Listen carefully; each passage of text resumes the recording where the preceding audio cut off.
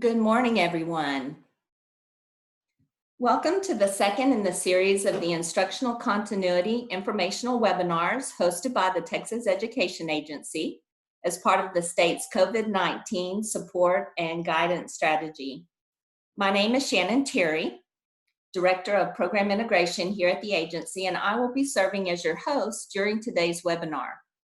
I'm joined by other agency representatives, including Tom Benavides, Chief Technology Officer, Roland Antoine, Director of Instructional Technology Supports, and Melissa Lautenschlager, our Director of Quality Instructional Materials. As an orientation to the Instructional Continuity Framework,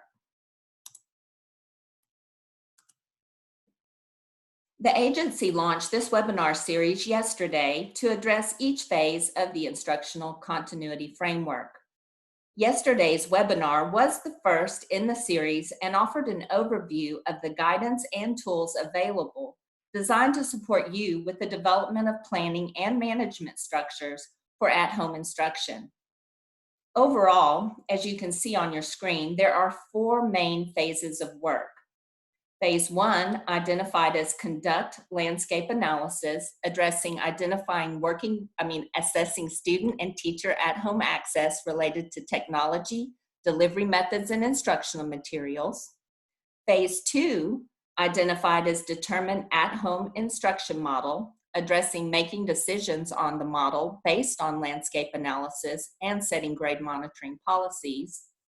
Phase 3, identified as operationalize at-home model, addressing solidifying and executing plans related to scheduling, staffing, communications, professional development, and obtaining resources. And finally, Phase 4, identified as provide monitoring and support, which addresses overseeing ongoing operations, monitoring student learning progress, and continuously improving the at-home model. Today's webinar focuses on Phase 1 of the Instructional Continuity Framework and will address the guidance and resources associated with conducting a landscape analysis. The target audience for today's webinar includes Chief Technology Officers, Chief Academic Officers, Directors of Curriculum and Instruction, and Instructional Continuity Project Managers. The webinar objectives are shown on the screen. Today's flow of information will be first, a high-level overview of the IC framework and IC planning tool. Then we will move to an overview of the Phase 1 guidance and resources. Today's webinar will conclude with a preview of topics to be addressed tomorrow. Before we launch more deeply into today's topic on conducting a landscape analysis, a quick reminder that if you have questions related to the information being shared during the webinar, please submit your questions through the chat feature. We have team members monitoring the chat and will do our best to provide you with a quick response during the webinar. Questions not answered during the webinar will be addressed in future FAQ updates. We ask that you focus your questions in the chat to today's topic, which again is conducting a landscape analysis. Thank you in advance for your cooperation.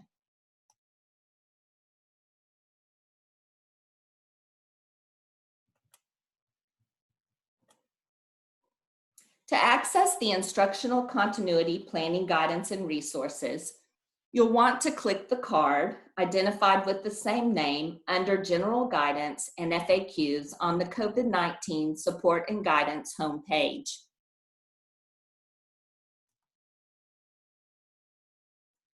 As an orientation to the Instructional Continuity Framework, we encourage you to take a look at the Instructional Continuity Framework Overview, which is a PowerPoint, the first link under the IC Resources. It provides a more in-depth explanation of the components and the design of the IC framework. For a comprehensive roadmap to support instructional continuity planning, we also invite you to access the TEA Instructional Continuity Planning tool. This tool, in the form of an editable Excel spreadsheet, provides districts with recommended timelines for each focus area associated with the 4 phases.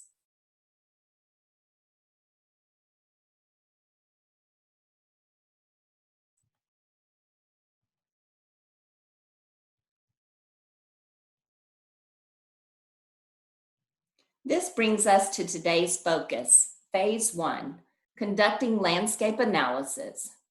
To access the guidance and resources associated with Phase 1, conducting landscape analysis, you'll click the card with the same name.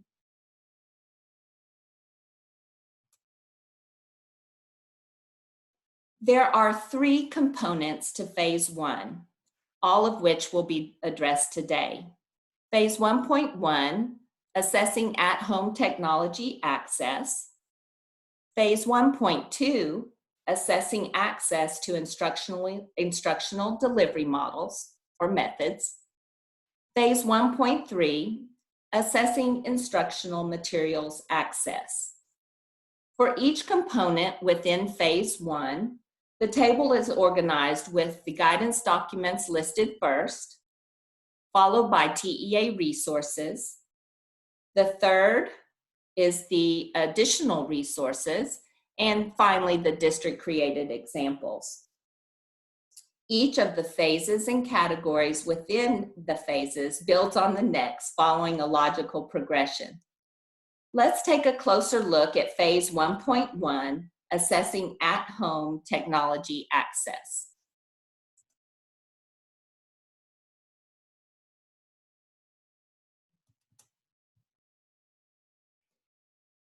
This phase is built on the premise that districts must quickly understand teacher and student access to devices, internet, and software before making decisions on at-home curriculum and instruction. There are 4 planning category activities recommended in Phase 1.1, again, assessing at-home technology access. The first is surveying students and teachers to assess existing student access to technology, including hardware, software, and connectivity. The second is compiling, organizing, and analyzing results from the surveys to determine delivery model limitations. The next is identifying low-lift, high-yield opportunities to increase technology access, such as hotspot rental programs, hardware pickup strategies, etc. And the fourth is looking at developing local partnerships to increase access to technology.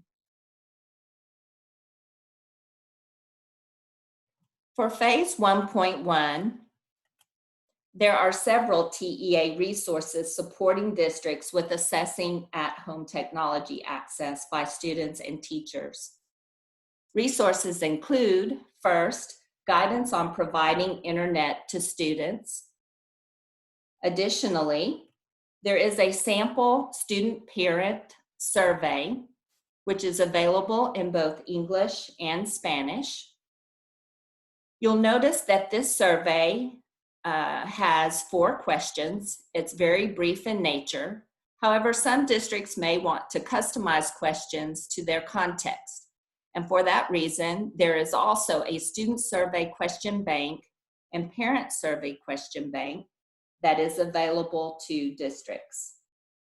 In addition to these surveys, we also have a sample teacher survey inquiring about access to technology and the internet, as well as a teacher survey question bank that dives a little deeper into their familiarity with online instruction, so that it can form next steps in terms of the support you're providing. In addition to TEA resources, there are additional resources included to support you in making the best decisions for students and staff. One resource that we would like to highlight as it relates to different instructional delivery options is the Educational Elements article entitled 4 Ways to Facilitate Virtual Learning If Schools Close.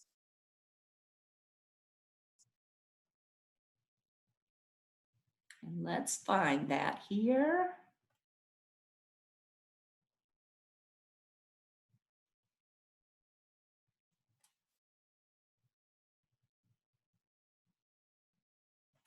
The article addresses several ways that schools may consider using virtual learning to deliver lessons to students, including lessons using a learning management system, lessons using digital documents or slides, lessons using live or recorded video,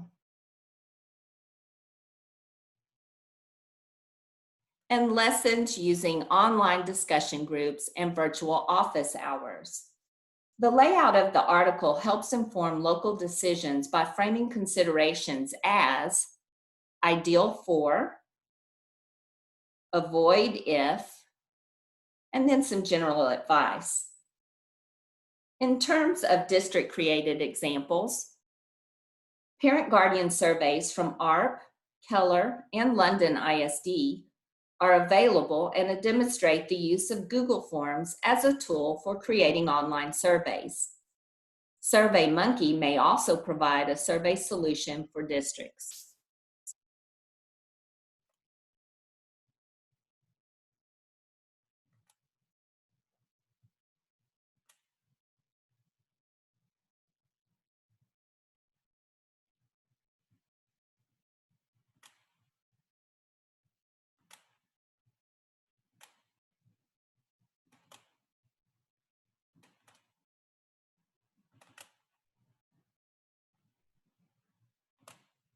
As we move to phase 1.2, assessing access to instructional delivery methods, this phase is designed to support you in, after analyzing home access to technology, you are able to consider the trends in student subgroups such as economically disadvantaged, special populations, etc., so that you can create an equitable at-home curriculum and instruction model for all students.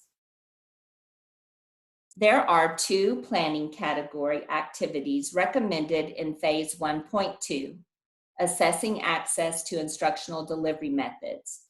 They are creating an inventory of platform options based on existing licenses and free resources, and assessing supports for all learners when considering instructional delivery models. Like phase 1.1, there are a series of guiding questions available to support the identification of the best and most feasible platform options to pursue in terms of your local context. In addition to the guiding questions, specifically referring to assessing supports for all learners, additional guidance is offered related to general considerations that the district should take into account when assessing platform accessibility features. The guidance also reminds you of accessibility features built into electronic devices that address visual, auditory, and tactile needs.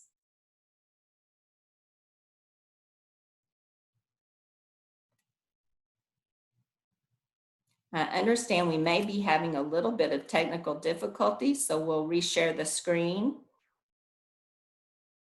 We are in phase 1.2 if you're following along in the webinar on your own computer, accessing the COVID response site.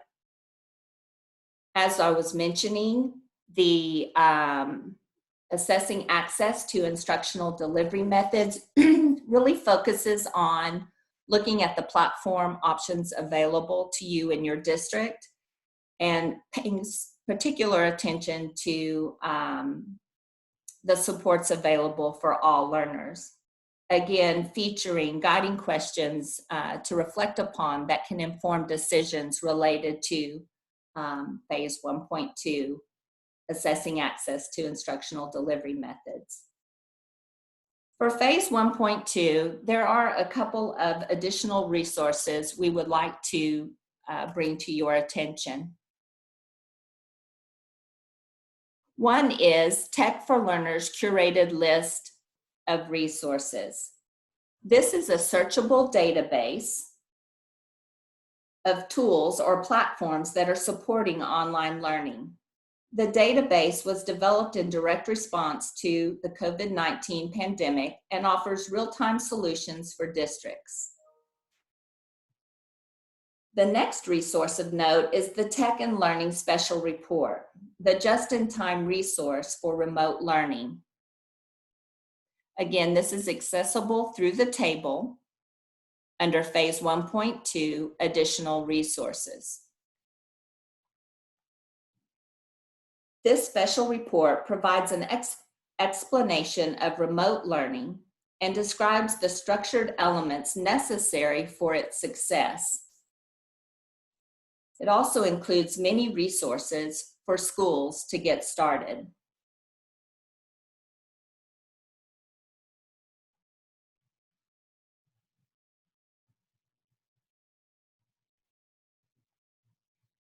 Some unique district-created examples you may want to look at as you plan for at-home learning options include the London ISD Distance Learning Plan,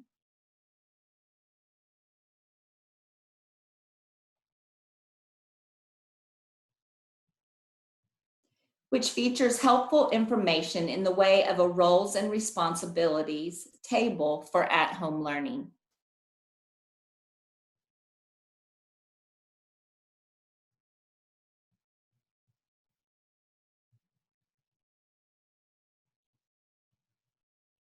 Additionally, one thing to call your attention to, which is exemplified by the Long Beach USD Home Learning Opportunities page, is a focus on how one district is providing technical support to students and staff through a front page link. With that, I am going to turn over the facilitation to Melissa, who will be speaking with you about Phase 1.3.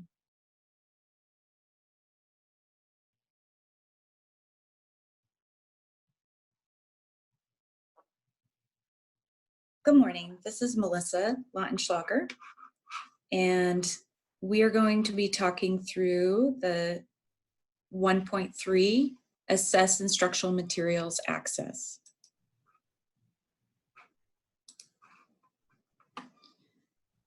Today, before developing a plan for continuation of learning in each grade level and content, districts should establish a vision and consider leveraging previously purchased materials as the foundation for the at-home instructional model.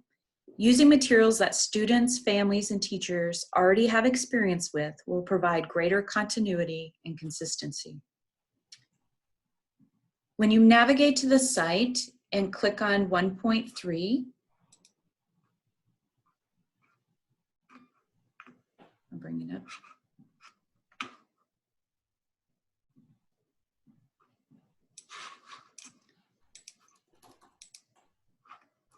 You'll begin to see the planning section for 1.3.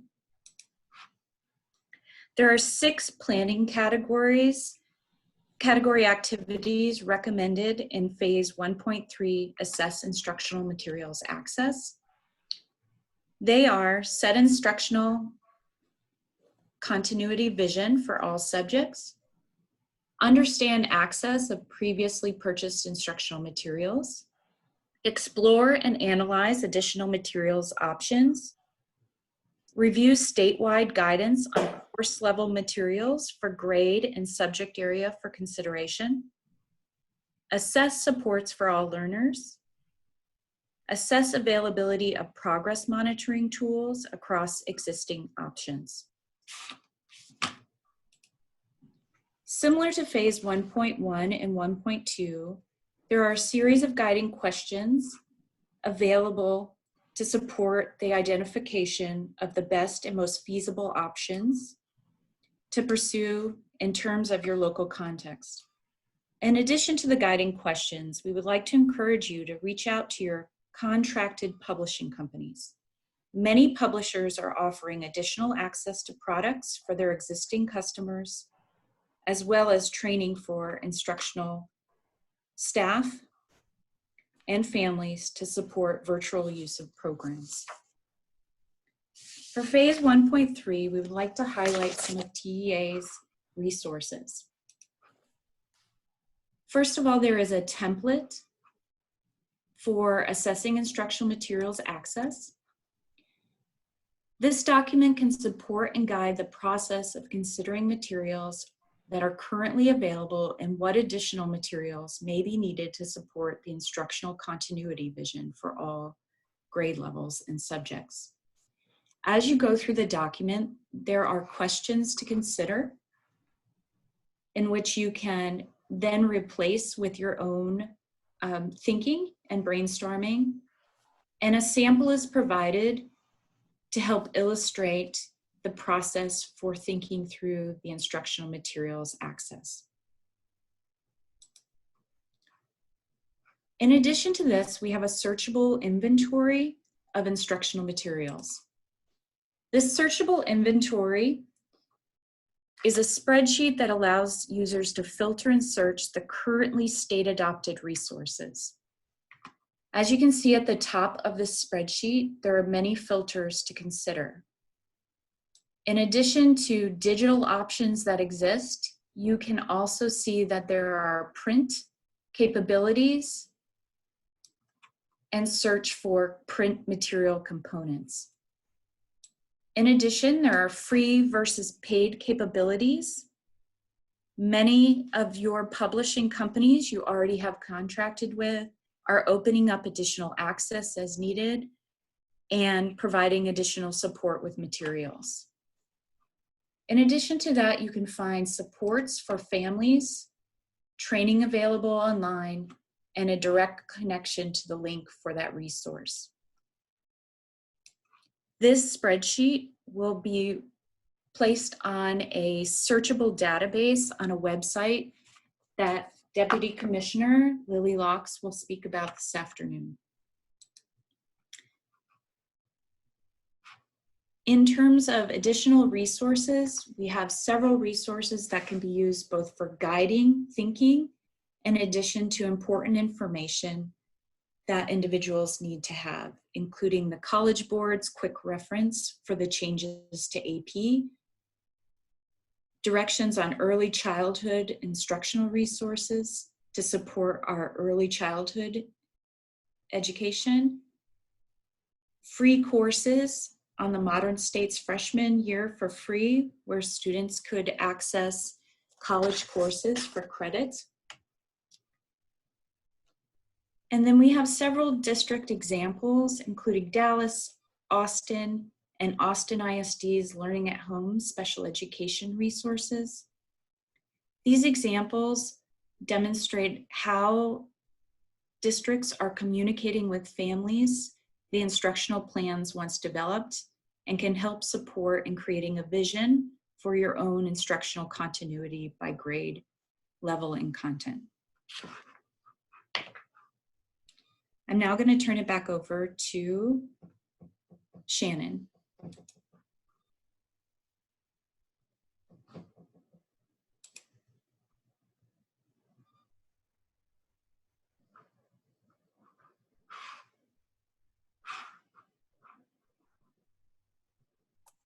Very good. I understand that some of you have had difficulty with the Zoom. We just received notice in terms of our down detector that Zoom has had problems, and there is a bit of some outage across the state, if not the nation and world. So thank you for bearing with us if you experience some challenges with Zoom. We appreciate you bringing it to our attention in the chat. In terms of one question that I do want to respond to that was posed through the chat relates to issues of equity and low-tech solutions. I do understand that we will be addressing those issues as we continue, and more specifically, would point you to support that will be coming when we're addressing phase 2.0, specifically 2.1, determining an at-home curriculum and instruction based on the landscape analysis. So I hope you'll join us for those conversations to come. We continue to research and curate specific again, resources that will support and ensure that we continue a focus on equity. In checking the other questions that are available today that we might be able to answer,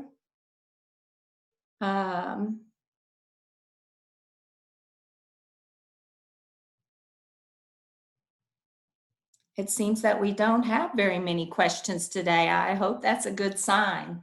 So what I would share with you now is what our goal was today was to provide you with an overview of the guidance and resources that are available in phase 1, which are really quite foundational. They're intended for us to focus on what considerations to undertake when we are conducting a landscape analysis, again, so that we can provide equal access to the instruction in the at-home environments that we are experiencing presently. As part of this webinar, the topics we covered were assessing at-home technology access, assessing access to instructional delivery methods, and assessing instructional materials access. Now, during tomorrow's webinar, as I've mentioned, the agency will be addressing phase 2, which addresses finalizing the at-home curriculum and instruction model. Topics that will be addressed as part of phase 2 include determining the at-home curriculum and instruction model, setting, grading, and progress monitoring policies. In closing, we leave you with these words from Luke Kaplan, a second-year student at Duke Law School and a former elementary teacher recently diagnosed and recovering from the COVID-19. In a time of great uncertainty, anxiety, and fear, let me remind you, even if momentarily, of the inherent goodness in our community, our state, and yes, our nation, that has shined particularly bright in these most recent and trying weeks. Although headlines and social media publish scary predictions and rising infection rates, pulling back the curtains a bit reveals incredible acts of bravery and kindness happening all around us. All around us, our friends, neighbors, and colleagues are stepping up in ways big and small to meet the challenges of these times. Let's make a point to open up our eyes and see them. But let's not just see them, let's appreciate them. Let's not just appreciate them, let's be them. Because ultimately, each one of us, young or old, trained or untrained, and yes, healthy or sick, has a role to play in both halting the spread of the virus and furthering the spread of compassion. Indeed, we don't need to have to gone to med school or nursing school to do what our kindergarten teachers told us all along. Be kind to everyone, follow directions the first time, and keep your hands to yourself. Luke goes on to say, I don't know when I'll be better, when we'll be better, but until then, I know that we already have everything it takes within our society and within ourselves to, day by day, moment by moment, do right by our community. So let's get better together. Thank you for your incredible acts of bravery and kindness on behalf of the 5.5 million plus students of Texas. Your acts of bravery and kindness are recognized and appreciated.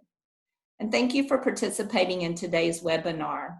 We appreciate your continued efforts on behalf of our Texas learners. And that concludes the webinar addressing phase 1.0 today. Thanks again for your participation.